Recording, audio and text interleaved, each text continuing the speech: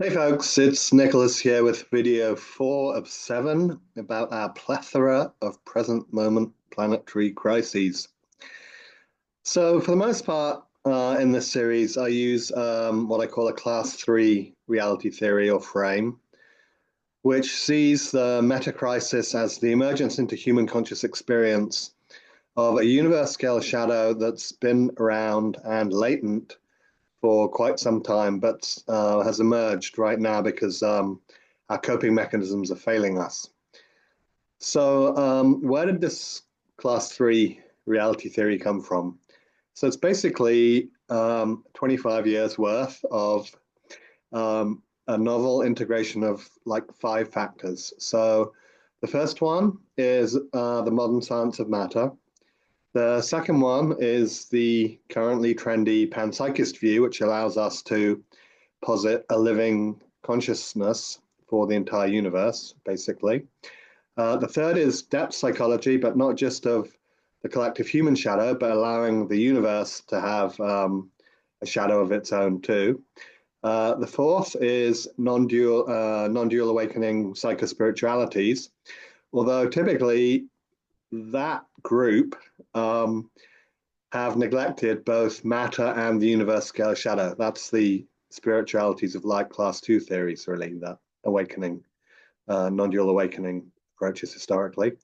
And then the fifth element is to propose that there's an ultimate ground of being beyond the true self or one being of a typical non-dual approach, which is the creator of the true self or the one being. Last time we looked at the arc, the agency that restructures consciousness. Two different arc-connected configurations realized here by Alice and Bob, and one way that Alice's and Bob's could team up in responding to the USS, the Universal Scale Shadow. How did we get to that picture? In episode 1, I introduced class 3 reality theories, authentic science-inclusive spiritualities of light and dark, whose main differentiating feature for present purposes is a pointer, again, to the universe scale shadow, the USS. In episode 2, I introduced the idea of Metacrisis as a breakthrough of USS into human conscious experience. It's always been lurking in the depths. We've been coping up until recently, but now our coping mechanisms have broken. Et voila, enter the Metacrisis. In episode 3, I introduced the arc as another latent reality aspect whose function is to deal with USS emergence. Dealing with means helping human lives work and bringing healing and transformation to the suffering of our universe as a living being. So we're done, right? We understand the situation, we have a response. All we need to do is put the response into action. Just see the devoted Substack for implementation details. I mean, at one level, that's true. If everyone shifted into full enough, functional enough, arc-enabled relating tomorrow, not only would the meta-crisis be over, we'd be on a path to an extraordinary new vision for humankind, planet, and universe, one that I'll come to in episode 6. However, as I sometimes say, even on the exit ramp from hell, the devil is still in the details. And one huge class of detail I'm not really talking about in any depth in these videos is the systemic level response required, both to establish a new arc-oriented civilization and to cope resiliently while that establishment is emerging. Another class of bedeviled details concerns things that can go wrong with our personal individual relational response plan. For example, starting back in neutrality, what if the same Alice and Bob ended up in the wrong slots for them? The opposite places to where the arc wants them to be, really where their souls want them to be for maximal team functionality. Why would this happen? Let's say Bob doesn't want arc relationship because he doesn't want intuitive guidance from the arc. Because in his egoic insecurity, he doesn't want to be told what to do, which is not actually what the arc does, by the way. It reflects and suggests. But in particular, he sees his fundamental role and value in being a leader, and his image of a masculine-centered leader, tragically mistaken in this context, is that he makes decisions, quote unquote, all by himself. For example, using a Class 2 spirituality of light map that he drew. Then, when we get to the stage of realizing arc path, Alice ends up in the stabilized functional connection role, even though, as we'll see, she can't actually execute it. Why would that happen?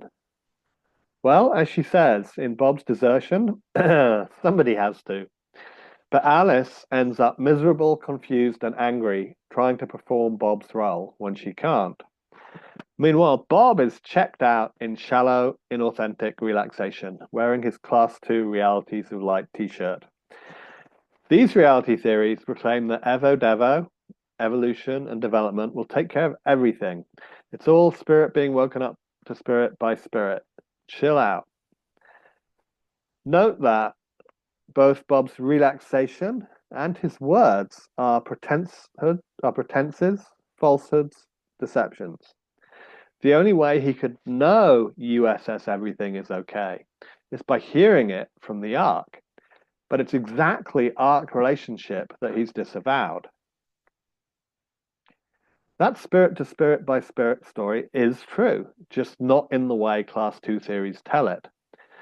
They're deficient in their embrace and understanding of the big dark, so they fail to coordinate action in response to it. Bob doesn't even see the USS, not because it's not there, but because he's looking at his map and not the actual territory. So this is my challenge, not to men in general, again, not to men in general, but to typical masculine-centered leadership in the integrative metatheory community. Stop pretending the all-good Class 2 story of light is complete. Start actively promoting and co-working with Class 3 theories. So naturally, I'm not going to leave it there. Remember this picture? Perhaps you saw it as reducing Alice to a love object. Now, I can fully own what I'm going to say next is in part born of my own painful relational history with the feminine. But when I imagine certain feminine-centered beings looking at this picture, I also imagine them saying to themselves and me, don't oppress us with this sexist, gendered role limitation BS, Nicholas. So I have three things to say back. First, masculine and feminine centers have nothing inherently to do with biological sex or psychological gender. So that might be a bit confusing. So I'll explain it in detail next time. The second thing I'd say is, if I'm oppressing the feminine here, I'm also oppressing the masculine. If I'm restricting Alice to a love role, I'm also restricting Bob to a hell role, as I'll explain shortly. And which is more oppressive, being restricted to love or to hell? And my third and final response, the masculine-feminine type content here isn't an oppressive prison.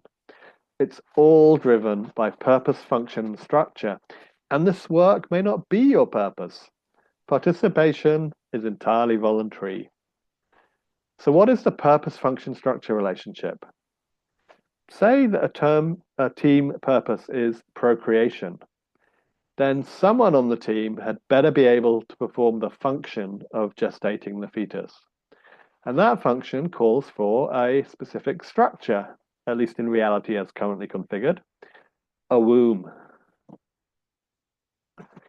Equally, if the team purpose is to completely heal and transform the USS, someone has to perform the function of going to the seventh circle of hell. And only a being who can configure themselves in a psychospiritually masculine-centered way can do that. All of which I'll explain next time. I'm Nicholas. Thanks again so much for watching. See you next time in hell.